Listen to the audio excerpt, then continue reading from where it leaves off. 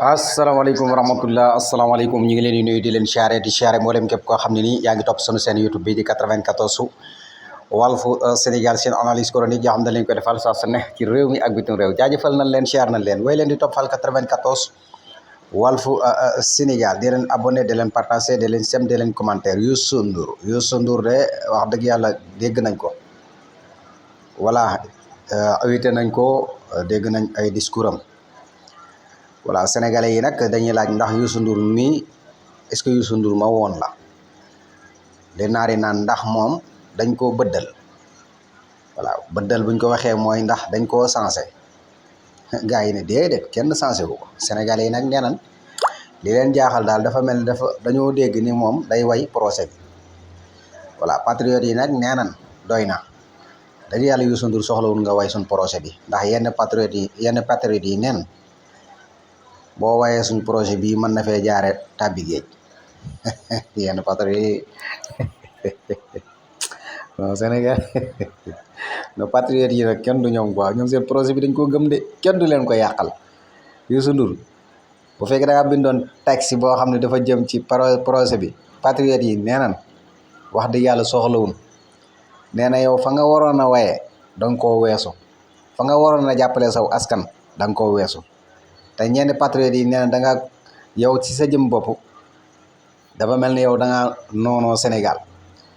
parce que noonoo Sénégal mënut a weesu fi nit ñi ëppee yow demoo ànd ak ñoom fekk fi nit ñi néewee nga ànd ak ñoom tey jii loolu moo la jural lii yëpp tey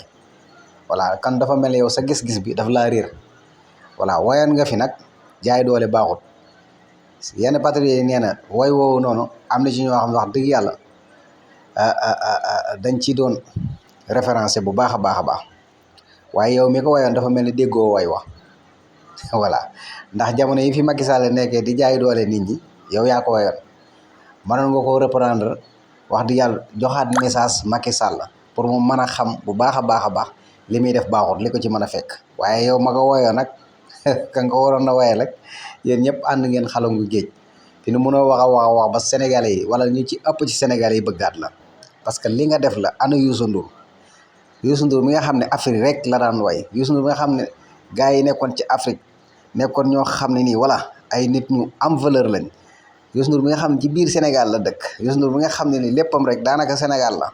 voilà Youssou Ndour moomu tey ay doomam lañ doon damm di dóor ak torturé dégguñu ko waxu ci voilà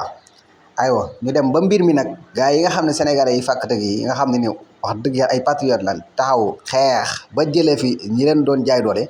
jëlewaale la fi yow tey ji mbir mi dem ba neex nag nga ni ñëwee ni nga ne da ngeen way seen projet bi gars yi neen soxla wun nga way seen projet bëgguñu ko nekkal ci li nga nekk rek bàyyi leen ñoom ñu doxal seen projet ndax wax dëgg yàlla kat sunu projet moom jërul way voilà dañ koy nëbbu bàyyi leen ñu liggéey waaw bàyyi leen ñu liggéey yow daal sa waay comme yaag sa waajee yéen a àndoon mënoon ngeen a ànd dem Maroc waaye Youssou Ndour wax dëgg yàlla fii moom xam naa ne du ma ne da nga fi xewete de waaye xam naa ne xew yi da nga gën a jege moom xew yi wax dëgg yàlla xew yi daal nga gën a jege voilà duma wax ne nag doo xewaat waaye xew yi daal nga gën a jege ndax yow fi mu toll nii lépp loo def rek patriote yi duñ ko gis lépp loo wax patriote duñ ko gis loolu dafa metti quoi